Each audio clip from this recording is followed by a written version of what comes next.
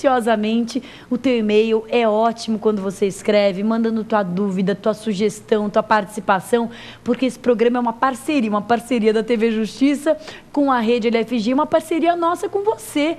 A gente está junto nessa, colaborando para o teu estudo, para a tua aprovação, para o teu sonho ser conquistado. Então, para a gente é um grande prazer, é uma enorme honra que você participe com a gente, escreva para a gente, tá bom? Enquanto você escreve, eu vou respondendo as perguntas dos colegas que já gravaram perguntas. Vamos ver o que sai daqui? Tem muita coisa boa para perguntar, hein? Vamos dar uma olhadinha? Mas, professora, se o crime for permanente, no meio do crime o autor completa 18 anos, como fica? Puxa vida, é uma pergunta qualificada, muito técnica, e eu preciso começar explicando para os colegas o que é o crime permanente, né? A candidata aqui já está muito bem preparada, já tem um domínio aí dos institutos do direito penal, falou do crime permanente, mas o que é o crime permanente? O crime permanente é um tipo de crime em que a ação se prolonga no tempo. Não é um crime em que a ação se dá num minuto e acabou. A ação se prolonga no tempo. Eu vou te dar um exemplo clássico, a extorsão mediante sequestro. Então, se eu vou praticar uma extorsão mediante sequestro, eu privo alguém de sua liberdade e durante todo o tempo em que a vítima é mantida em cativeiro, privada da sua liberdade, o crime permanece acontecendo. Entendido? Então, agora vamos responder a pergunta da candidata. Se durante a permanência de um crime permanente, o agente completa 18 anos.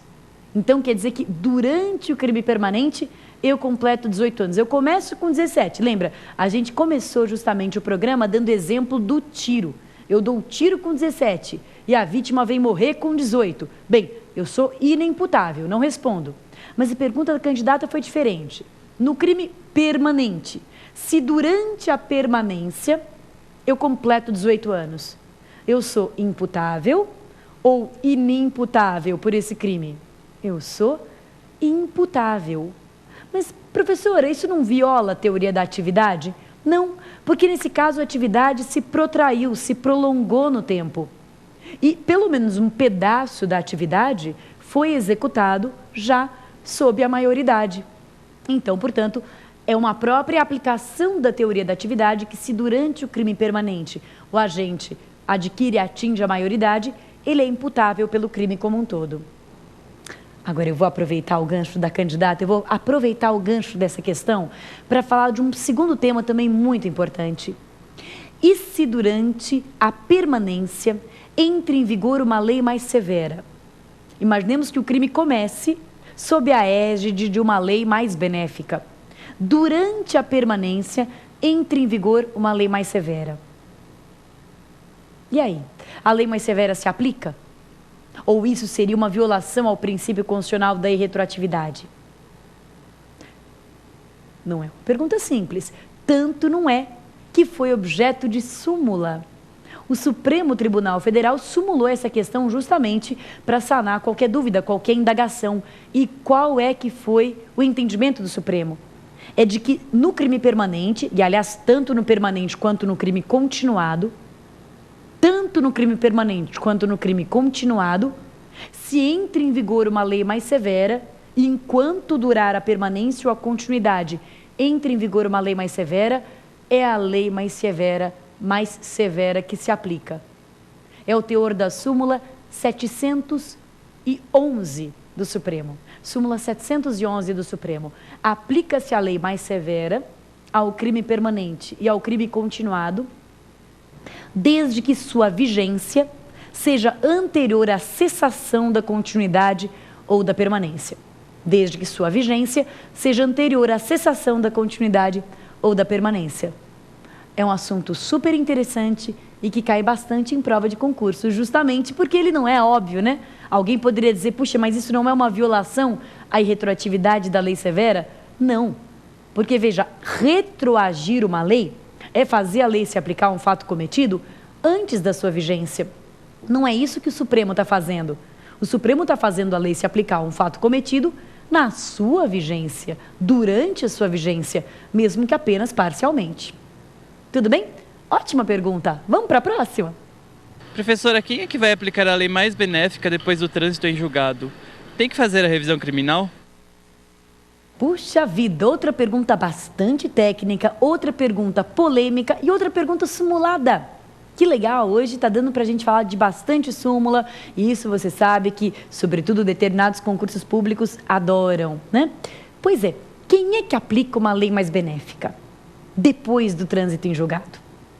Eu vou te dar um exemplo super comum de cair em prova de concurso, aliás, muito comum na prática, mas super comum de cair em prova de concurso. Caiu numa prova de segunda fase da OAB recente. A nova lei de drogas, ao contrário da antiga, a nova lei de drogas passou a prever, a nova lei que é a lei 11.343, que entrou em vigor em 2006. A nova lei de drogas passou a prever, ao contrário do que fazia a lei anterior, a 6368, uma causa de diminuição de pena para o tráfico. É o chamado tráfico privilegiado, é o parágrafo 4º. Então, o traficante que não for profissional do tráfico, que não participar de organização criminosa, que for primário e de bons antecedentes, tem direito a uma redução de pena. Pois bem, essa redução de pena não existia na lei anterior. Ela pode se aplicar mesmo aos crimes cometidos antes da sua vigência? Pode, nós já vimos que sim. Ela pode se aplicar mesmo aos casos já decididos por decisão transitada em julgado? Pode, nós já vimos que sim. Mas como? Qual é a via processual? Quem aplica? Pois é, o STF também se preocupou em sumular essa matéria, tal era a divergência que havia. A súmula tem número 611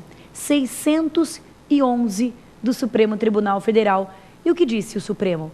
Disse que a competência do juízo da execução. Compete ao juiz da execução a aplicação da lei mais benéfica aos fatos já decididos por sentença transitada em julgado. Compete ao juiz da execução a aplicação da lei mais benéfica aos casos já decididos por sentença transitada em julgado. É isso que a gente deveria gabaritar nessa prova de segunda fase da OAB. E isso está não apenas na súmula 611 do Supremo, como na própria LEP, na Lei de Execução Penal. Está lá no artigo 66, inciso 1. 66.1 da LEP, dentre as atribuições do juiz de execução, a aplicação da lei mais benéfica. Agora, só cuidado com um pequeno detalhe. Uma posição que começou a ser defendida pelo Alberto Silva Franco e acabou sendo defendida por grande parte da doutrina, que é a seguinte: eu só posso pedir direto para o juiz de execução a aplicação da lei mais benéfica quando ela não demandar, quando a aplicação da lei mais benéfica não demandar um exame aprofundado da prova do processo de conhecimento. Se a aplicação daquela lei mais benéfica exige do aplicador um revolvimento, uma interpretação a respeito da prova colhida no processo de conhecimento, aí realmente eu não posso pedir para o juiz da execução. Eu tenho que pedir por revisão criminal para o tribunal, para o TJ, para o TRF.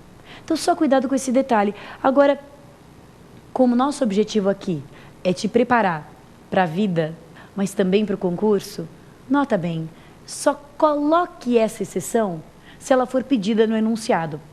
Porque a posição de que é do juiz de execução a competência está sumulada, está na lei. Então, às vezes, a gente acaba complicando uma pergunta que é simples, né?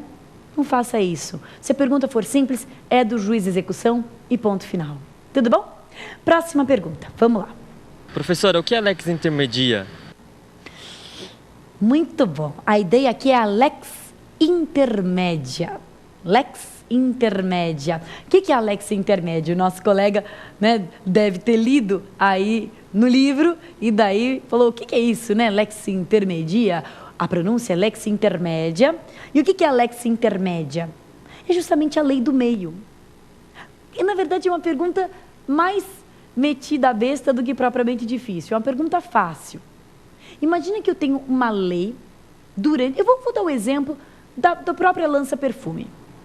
Imagina que eu tenho uma lei que proíbe o lança-perfume. Proíbe o lança-perfume. Em 1999, era proibido o lança-perfume. E nesse ano de 1999, eu estou ali comercializando o lança-perfume. Portanto, na data do crime, a